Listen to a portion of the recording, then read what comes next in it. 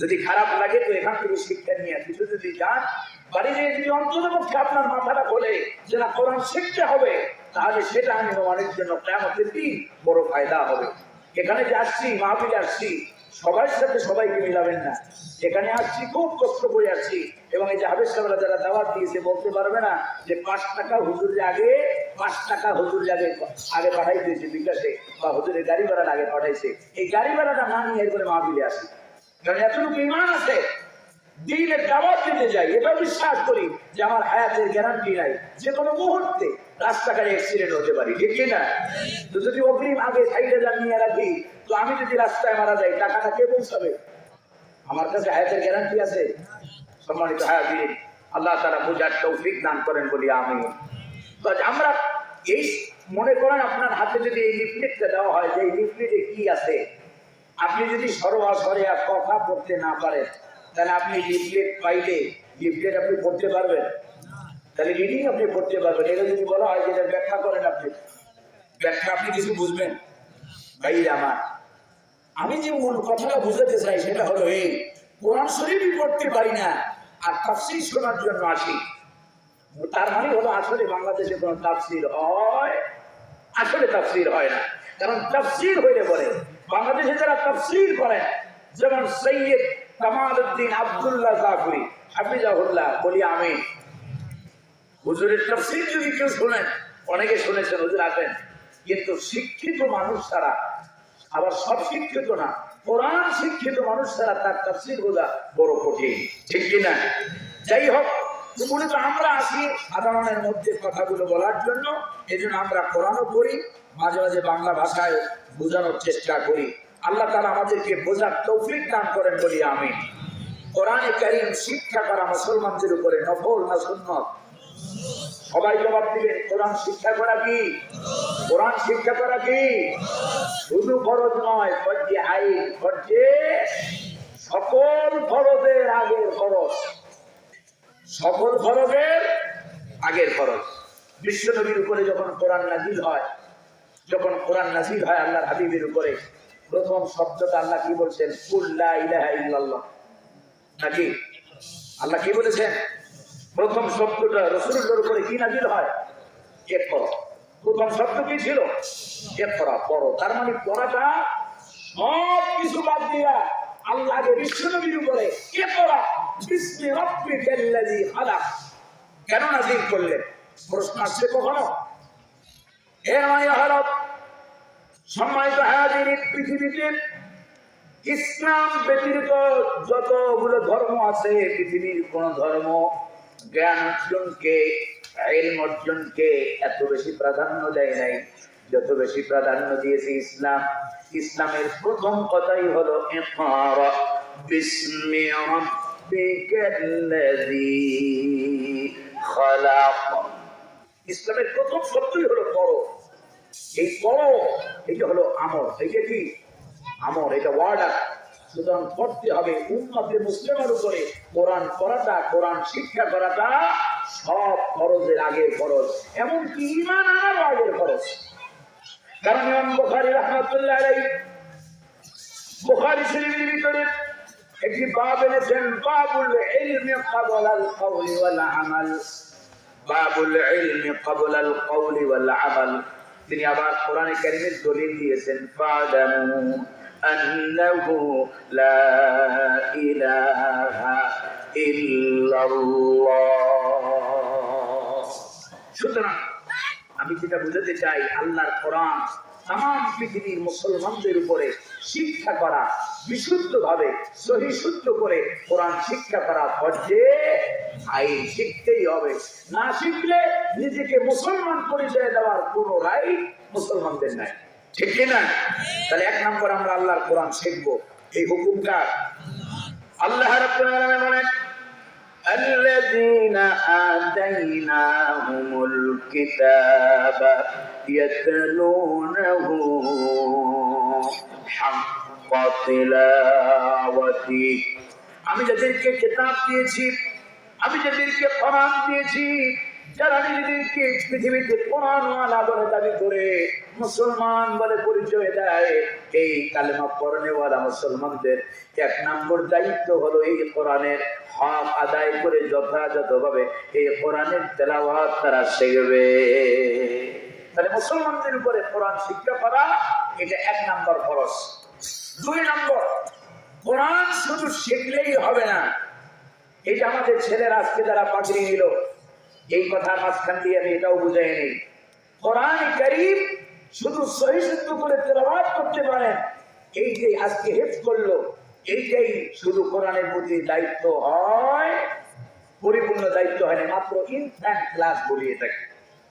এটা হলো মাত্র জীবনের শুরু, মাত্র কি, মাত্র জ্ঞানের রাজ্যে বিচরণ করলো। কিসের জ্ঞান? ওহীর জ্ঞান। কিসের জ্ঞান? ওহীর জ্ঞান। এই জ্ঞানের রাজ্যে মাত্র এরা বিচরণ করেছে। তো সুতরাং 1 নম্বরে কোরআন আমরা সহিহ শুদ্ধ শিখবো, 2 নম্বরে কোরআন বুঝতে হবে। 2 নম্বরে কি করতে হবে? বুঝতে হবে। কারণ কোরআন বোঝাটাও ফরজ করেছেন কে? আমাদের দেশের মানুষেরা, ভাই মাথা দিয়ে, আমাদের দেশের মানুষেরা মনে করে যে কোরআন শুধু বুঝবে খালি হুজুররা, মোল্লারা, খালি মাওলানারা কোরআন বুঝবে, মাওলানা ছাড়া কেউ কোরআন বুঝতে পারবে? কোরআন কি শুধু হুজুরদের জন্য নাকি হয়েছে? তাহলে কোরআন বোঝাটাও উম্মতে মুসলিমার সকলের উপরে ফরজ করেছেন কে?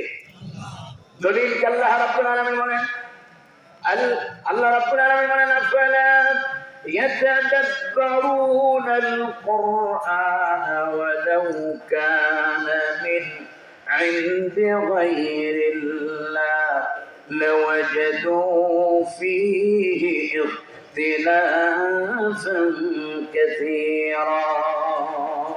আল্লাহ তাআলা বলছেন, আফালা ইয়াতাদাব্বারুনাল কুরআন, কেন তারা কোরআন নিয়ে গবেষণা করে না? কেন তারা কোরআন নিয়ে রিসার্চ করে না?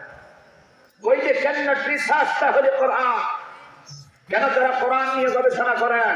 সুতরাং 1 নম্বরে কোরআন শিখবো, 2 নম্বরে কোরআন বুঝবো, এটা মুসলমানদের দায়িত্ব, ঠিক কিনা? তাহলে কাজ ছাড়া নাকি না, শুধু কোরআন পড়লে আর বুঝলেই হবে না। 3 নম্বর, এ কোরআন আসছে আপনার আমার রাস্তা চেনানোর জন্য। এই কোরআনে কারীমের ভিতরে আল্লাহ রাব্বুল আলামিন পৃথিবীর মানবতার জন্য যা প্রয়োজন সব আছে না নাই? আল্লাহ রাব্বুল আলামিন বলেন, মা ফাররাতনা ফিল কিতাবি মিন শাই। আল্লাহু আকবার। এই কোরআনের ভিতরে মানব জীবনের যা প্রয়োজন, আপনার আমার জীবনের রান্নাঘর থেকে শুরু করে একেবারে টয়লেট থেকে শুরু করে আমার দেশের একেবারে সেক্রেটারিয়েট, গণভবন, বঙ্গভবন পর্যন্ত যত নিয়ম, যত শৃঙ্খলা প্রয়োজন, যত আইন, যত ল, যত রুলস প্রয়োজন সব এই কোরআনে আছে না নাই? সব কিছু মুকাম্মেল করে দিয়ে আল্লাহ তাআলা বলছেন, হাযা বায়ানুন লিন-নাস ওয়া হুদান ওয়া মাউইযা। আল্লাহ তাআলা বলেন, তিবিয়ানান লিকুল্লি শাই। এই কোরআন সব কিছুর স্পষ্ট বর্ণনা বিশেষ। এই কোরআনের ভিতরে আছে অর্থনীতি, এই কোরআনের মধ্যে আছে সমাজনীতি, এই কোরআনের মধ্যে আছে রাজনীতি, এই কোরআনের ভিতরে আছে আপনার ব্যক্তি জীবন কেমন হবে, আপনার স্বামী স্ত্রীর সাথে সম্পর্ক কেমন হবে, সন্তান কিভাবে লালন পালন করতে হবে, মা বাবার সাথে কেমন ব্যবহার করতে হবে, আছে না নাই? আছে না নাই? তাহলে 3 নম্বর, উম্মতে মুসলিমার 3 নম্বর কোরআনের প্রতি দায়িত্ব হয়ে দাঁড়ায়। 1 নম্বরে পড়লাম, 2 নম্বরে বুঝলাম, 3 নম্বরে যা পড়লাম আর যা বুঝলাম তা দিয়ে নিজেদের ব্যক্তি, পরিবার, সমাজ, রাষ্ট্র, আমার গোটা জীবনটা কোরআন দিয়ে সাজাতে হবে, ঠিক কিনা?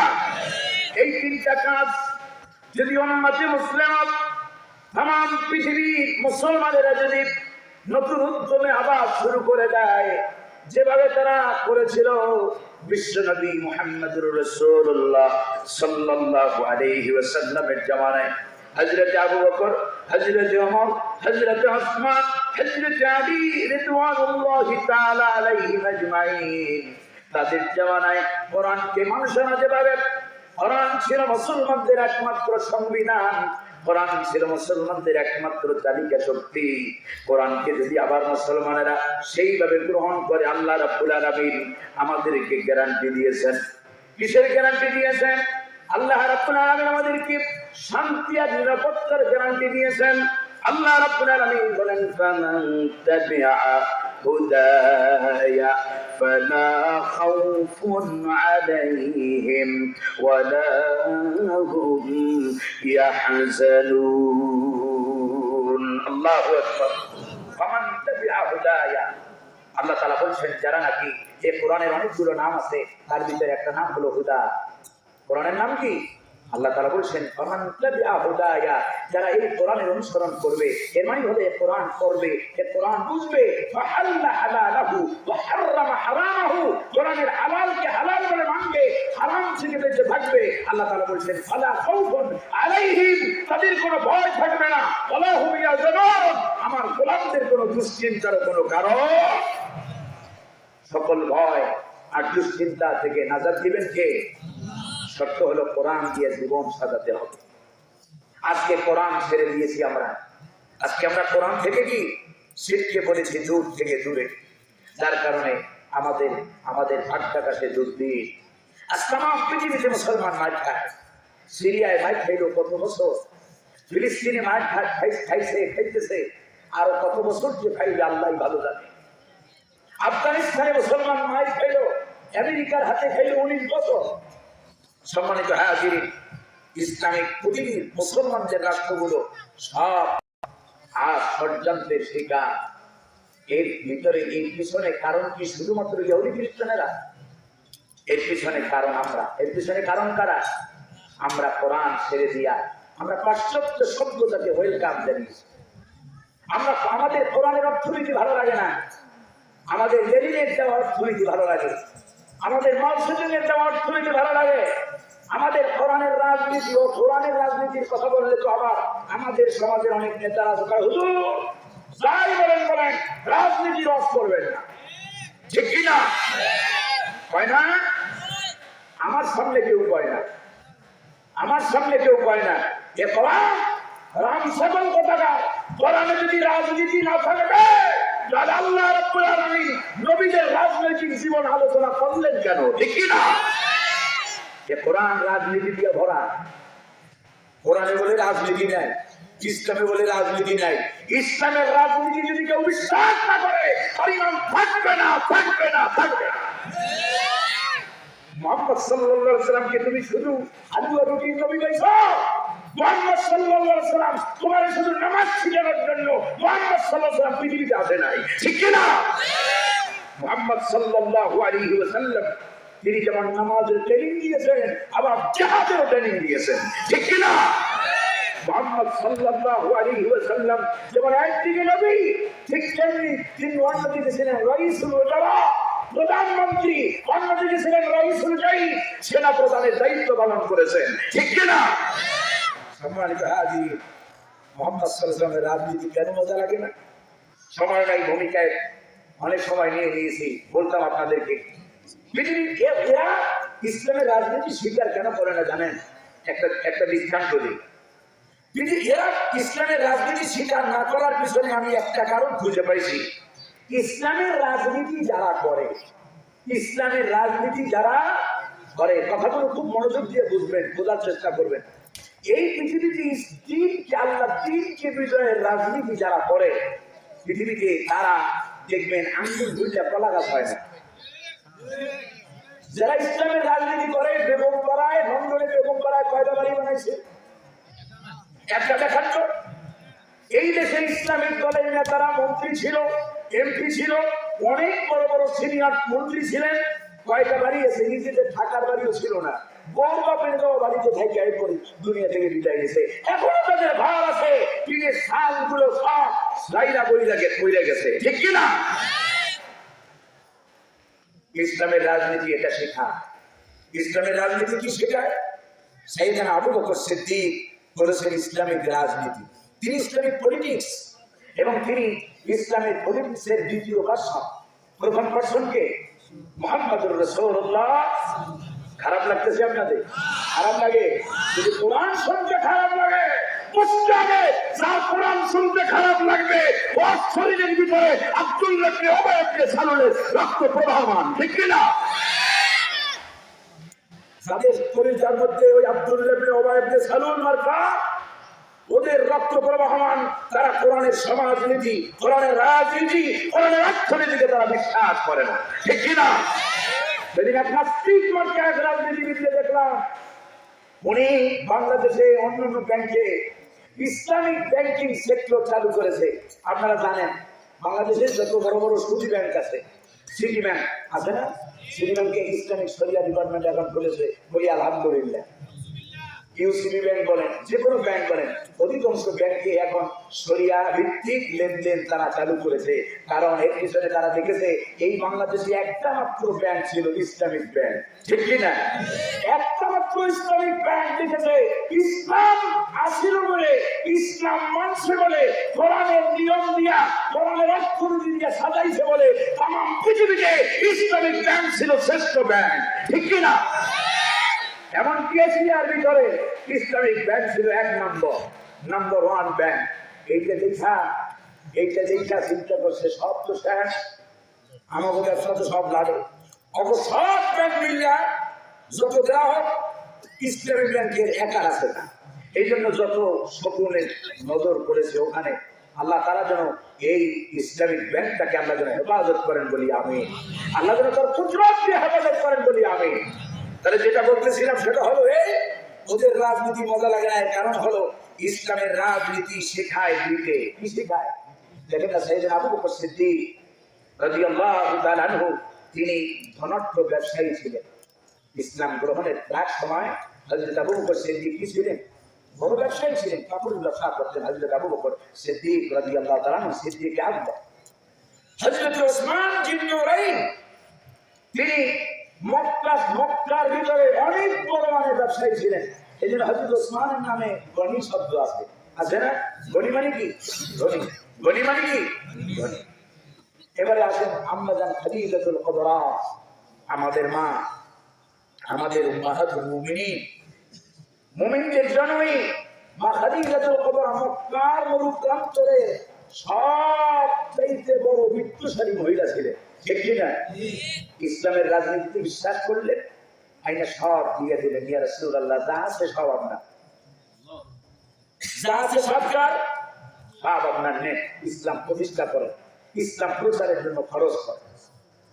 সাইয়েদনা আবু বকর ইসলাম গ্রহণ করলেন, তার জীবনে অর্জিত সব সম্পত্তি গোলা এক একটা স্টেপ বাই স্টেপ দিতে দিতে এমন পর্যায়ে পৌঁছে গেলেন, মদিনায় হিজরত করলেন। এরপরে সম্ভবত তাবুকের যুদ্ধের সময় বিশ্বনবী সাল্লাল্লাহু আলাইহি ওয়াসাল্লাম ইসলামের রাজনীতি আর দুনিয়ার তথাকথিত ন্যাশনালিজম, কমিউনিজম, সেকুলারিজম যারা করে পার্থক্যটা বুঝাই আমি তাফসীরে চলে যাব। ভাইরা আমার, হযরত আবু বকর সিদ্দিক রাদিয়াল্লাহু তাআলা আনহু তাবুকের যুদ্ধের সময় বিশ্বনবী সাল্লাল্লাহু আলাইহি ওয়াসাল্লাম তিনি সামানা মাল কালেকশন করছেন, সবাই নিয়ে এসেছে। হযরত আবু বকর সিদ্দিক রাদিয়াল্লাহু তাআলা আনহু পিছনে বসা, বিশ্বনবী সাল্লাল্লাহু আলাইহি ওয়াসাল্লাম হযরত আবু বকর সিদ্দিক রাদিয়াল্লাহু তাআলা আনহুকে দেখে বলছেন, আবু বকর, ওমর তার সম্পদের এই দিয়েছে, অর্ধেক দিয়ে দিয়েছে, ওসমান তার সম্পদের এই দিয়েছে, 70টা উট দিয়েছে, আর ওই দিয়েছে।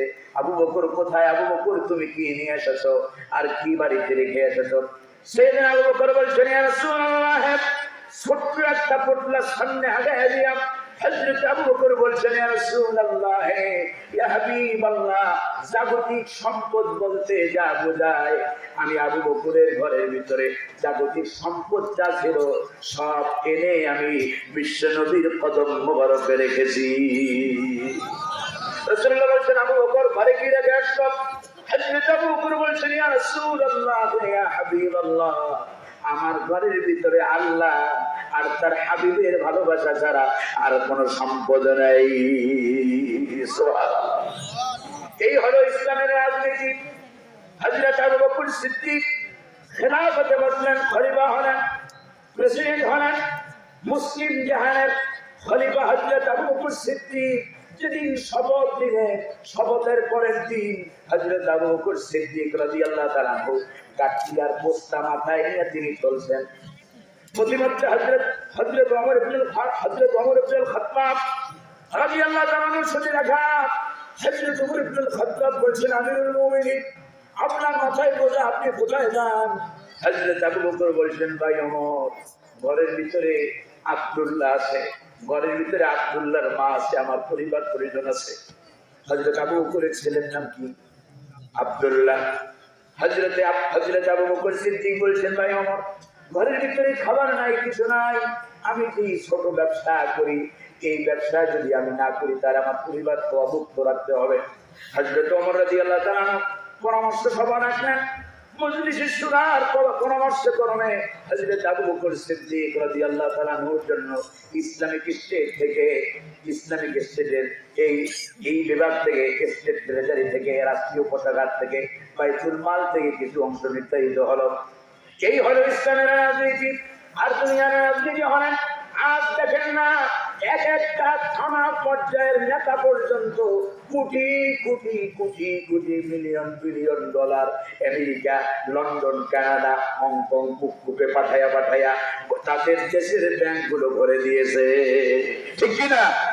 তাহলে ইসলামের রাজনীতি আর দুনিয়ার রাজনীতি পার্থক্য আছে না? নাই ভাইরা মা, দুনিয়ার রাজনীতি করতে গেলে সব পাবেন, নারী পাবেন, গাড়ি পাবেন, বাড়ি পাবেন, ইন্ডাস্ট্রি পাবেন, সব পাবেন। আর ইসলামের রাজনীতি যদি করতে যান, আপনার যা আছে সব যাইতেছে। এমন একদিন আসবে আপনার জীবনটাও এই যে বেশি দূর যাওয়া লাগবে না। গত পরশুদিন বিকাপুকুরে একজন চেয়ারম্যান, তাকে দুনিয়া থেকে বিদায় করে দেওয়া হলো, ঠিক কিনা? ভাইরা মা, কি কয়টা বাড়ি করছে, কয়টা গাড়ি আছে, খবর নেন জায়গা। সম্মানিত হাজির, এইভাবে ইসলামকে সর্বযুগে সর্বদা ওরা কটাক্ষ করে, ওরা সহ্য করতে পারে না। ইসলাম প্রতিষ্ঠা যদি হয়ে যায়, ওদের মাথা থাকবে না, ঠিক না? ওদের অন্যায়, অত্যাচার, জুলুম সব পুলিশাত হয়ে যাবে, ঠিক না? কালো টাকা সাদা করার কোন সিস্টেম থাকবে না বলে ইসলামের বিরুদ্ধে এত ষড়যন্ত্র, ঠিক না? এগুলো সহ্য হয় না। আল্লাহ তাআলা বোঝার তৌফিক দান করেন বলি আমি। ইনশাআল্লাহ বলি, সবাই বলি আলহামদুলিল্লাহ। ইসলামের জোয়ার দেখেছেন? ইসলামের জোয়ার আপনারা দেখেছেন? সর্বনাশ বিশ্বাস যদি থাকে, লোকের অভাব হয় নাকি? লোকের অভাব হয়? আরেকবার ইসলামী আন্দোলনের লোকেরা ডাকলে কি অভাব হয় নাকি? কেউ ডাকলে এখন আর ইসলামের পক্ষ ভারী, এটা বহির্বিশ্ব দেখতেছে। ইনশাআল্লাহ রাত গভীর হয়েছে বলে হতাশ হওয়ার কোনো কারণ নাই। আগামী সূর্য, ইসলামের সূর্য, আগামীর বিজয় মুসলমানদের বিজয়, ঠিক কি না? ওয়ালা তাহিনু ওয়ালা তাহজানু ওয়া আনতুমুল আ'লাউনা ইন কুনতুম মুমিনিন। আল্লাহু আকবার। ওয়ালা তাহিনু ওয়ালা তাহজানু ওয়া আনতুমুল আ'লাউনা ইন কুনতুম মুমিনিন। হতাশ হয় না, দুশ্চিন্তা করো না, বিগ্রস্ত যে হতাশ হওয়ার কোনো কারণ নাই। ওয়া আনতুমুল আ'লাউন ওয়া আনতুমুল ফাইজুন, তোমরা বিজয়ী হবে, ঠিক কি না? আমাদেরকে বিজয় দিবেন কে? এখন রাত গভীর হয়েছে, ইনশাআল্লাহ রাত যত গভীর হয় সূর্য উদয় তত তাড়াতাড়ি হয়, ঠিক কিনা? আজ ফিলিস্তিনের মুসলমানরা মাছ খেতেছে। আলোচনায় ঢোকার আগে ফিলিস্তিনের ব্যাপারে কথা না বললেই নয়, এটা মুসলমান হিসেবে আমাদের দায়িত্ব। ফিলিস্তিনের মুসলমানরা মাছ খেতেছে, কষ্ট লাগে না? আমাদের কষ্ট লাগে, এরা বলবো কেমনে? আমাদের চেহারা দিকে তাকে মনে হয় না। ফিলিস্তিন মুসলমানদের ইমানের অংশ। ফিলিস্তিন মুসলমানদের কি ইমানের অংশ? এই ফিলিস্তিন এমন একটা ভূখণ্ড, যেই ভূখণ্ডে জন্ম নিয়েছেন অসংখ্য অগণিত আম্বিয়া আলাইহিস সালাম, ঠিক কিনা? এই ভূখণ্ডে হযরত সুলাইমান আলাইহিস সালাম, এই ভূখণ্ডে মসজিদ আকসার পাশে বসে সুলাইমান আলাইহিস সালাম তামাম পৃথিবী শাসন করেছেন। কোরআন শরীফ আছে না সে কথা? আল্লাহ তাআলা সুলাইমান আলাইহিস সালামকে রাজত্ব দিয়েছেন। তার পিতা হযরত দাউদ আলাইহিস সালাম, তিনি রাজত্ব করেছেন। বাবা রাজা ছিলেন, ছিল বাবা নবী, ছিল হযরত ঈসা আলাইহিস সালাম। হযরত ঈসা আলাইহিস সালামের জন্মভূমি কোনটা? এই ফিলিস্তিন। সুতরাং ভাইরা আমার, শুধু তাই নয়, এই মসজিদে আকসা এটা মুসলমানদের প্রথম কেবলা। মসজিদ আকসা মুসলমানদের কি কিবলাতুল উলা লিল মুসলিমিন, এটা মুসলমানদের প্রথম কিবলা, এটা মনে রাখতে হবে। এই মসজিদ আকসা এটা আমাদের সম্পদ। আল্লাহ রাব্বুল আলামিন কোরআনে কারীমের ভিতরে বলেছেন, আর এই মসজিদ আকসার চতুর্পাশকে আল্লাহ তাআলা বরকত দিয়ে ভরে দিয়েছেন। সূরা ইসরার ভিতরে আছে আল্লাহ রাব্বুল আলামিন বলেন, سبحان الذي أسرى بعبده ليلا من المسجد الحرام إلى المسجد الأقصى الذي باركنا حوله لنريه من آياتنا إنه هو السميع البصير الله أكبر الله تعالى বলেন الذي باركنا حوله এই মসজিদ আকসার চতুর্পাশটা বরকত দিয়ে ভরে দিয়েছেন কে? ওরা জানে, ওরা গবেষণা করে। মুসলমান তো কপাল পরা জাতি। ওই যে একটু আগে বলতেছিলাম কপাল এমনি আমাদের করে নেয়। এই যে বিপদ মুসিবত এগুলো সব আমরা হাত দিয়ে কামাই করছি। আজ পৃথিবীতে মুসলমানরা কোরআন ছেড়ে দিয়েছে, কোরআন ছেড়ে দিয়ে আজ মুসলমানরা বাতিলদের পা চাচ্ছে, আর বাতিলরা আমাদের সব একের পর এক দখল করে নিতেছে, ঠিক কিনা? আমাদের দেশে সমস্যা, আমাদের দেশে মনে করেন আমেরিকার বিএনপির সমস্যা, এখন সামনে আছে নির্বাচন, এখন এই দুই ভাইয়ের সমস্যা মিটানোর জন্য ডাকছে আর এক সলিমুদ্দি বুঝলেন নাই? দেখেন আপনি যখন দুই ভাইয়ের মধ্যে আব্দুর রহিম আর আব্দুল করিমের মধ্যে গেলাম, দুই ভাইয়েরা, এরা কি ভাই? দুই ভাই, আপন দুই ভাই। এই দুই ভাইয়ের মধ্যে ঝামেলা রাখছে, তো গ্যাঞ্জাম মিটানোর জন্য আছে পার্শ্ববর্তী ইউনিয়নের আর একজন রহিমুদ্দিন। উদাহরণ দিয়েছি আপনাদেরকে, বুঝতেছেন আপনারা? এখন এই তৃতীয় পক্ষ যখন ধুইতে যায়, তখন এই দুই ভাইয়ের গ্যাঞ্জাম মেপবে না গ্যাঞ্জাম আরো বাড়বে।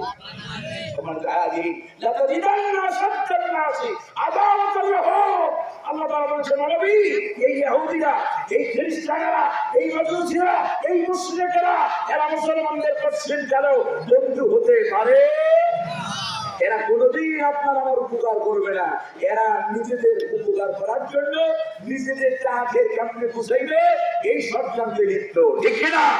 সুতরাং ভাই ভাই হাত বন্ধ করিয়েন না, নিজেরা বসেন, নিজেরা বৈঠা সমাধান করেন।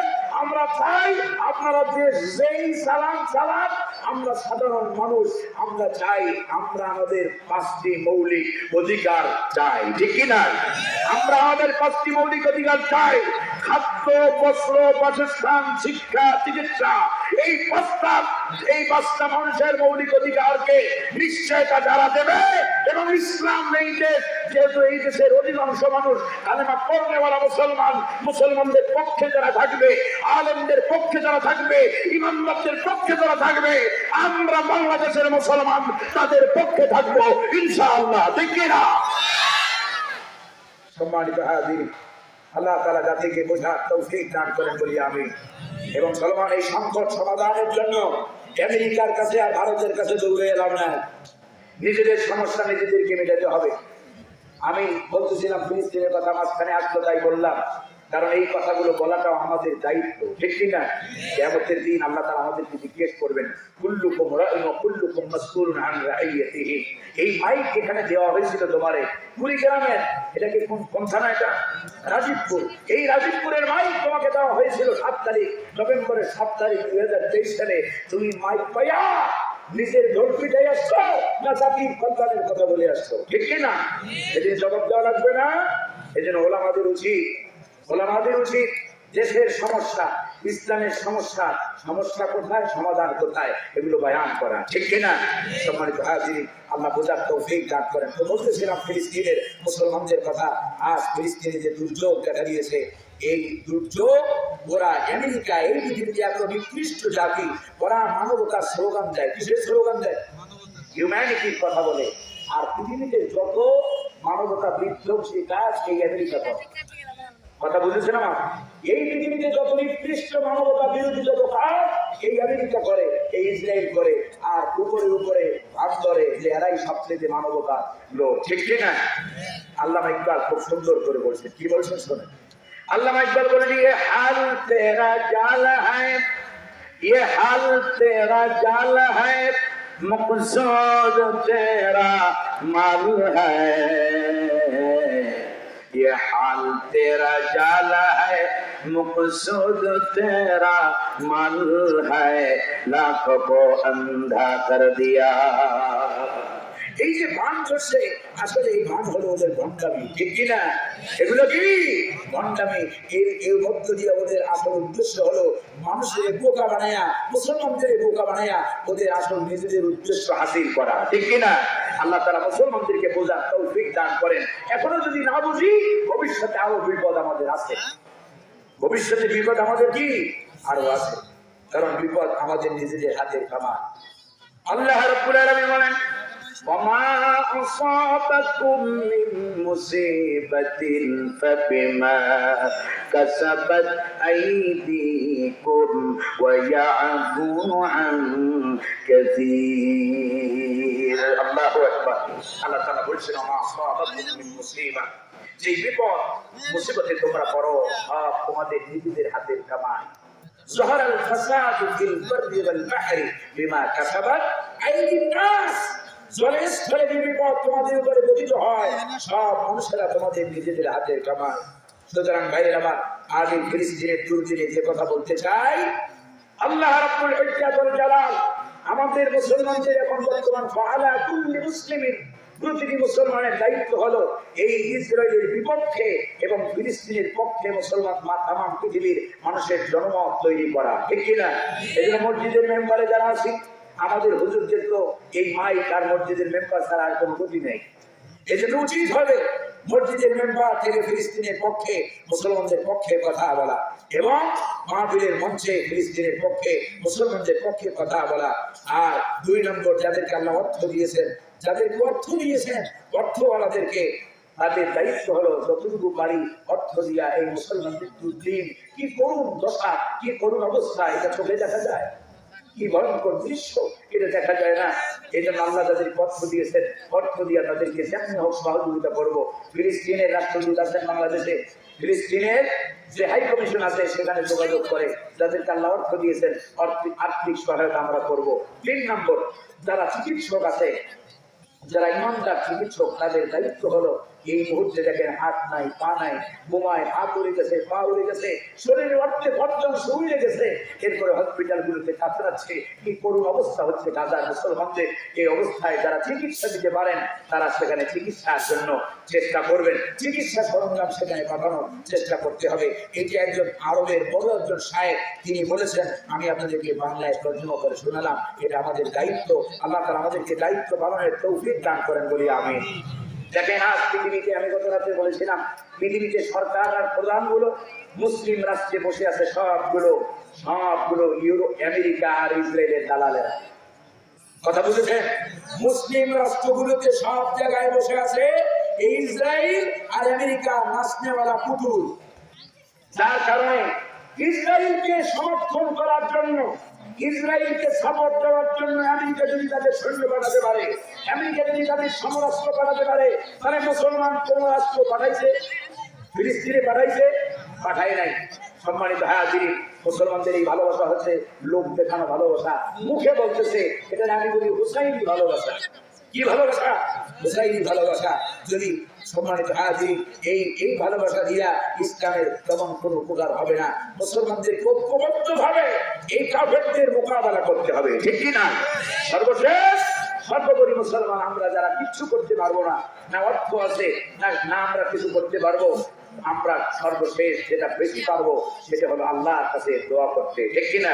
গভীর রজনীতে ওঠেন, এই ফিলিস্তিনকে উদ্দেশ্য করে 2 রাকাত তাহাজ্জুদ করেন, 2 রাকাত নফল সালাত করেন, সালাত করে আল্লাহর কাছে এই দৃশ্যগুলো চোখের ভিতরে নিয়ে এরপরে আল্লাহর কাছে কামদেন করেন, আল্লাহ ফিলিস্তিনের মুসলমানদেরকে তুমি হেফাজত করো বলি আমি।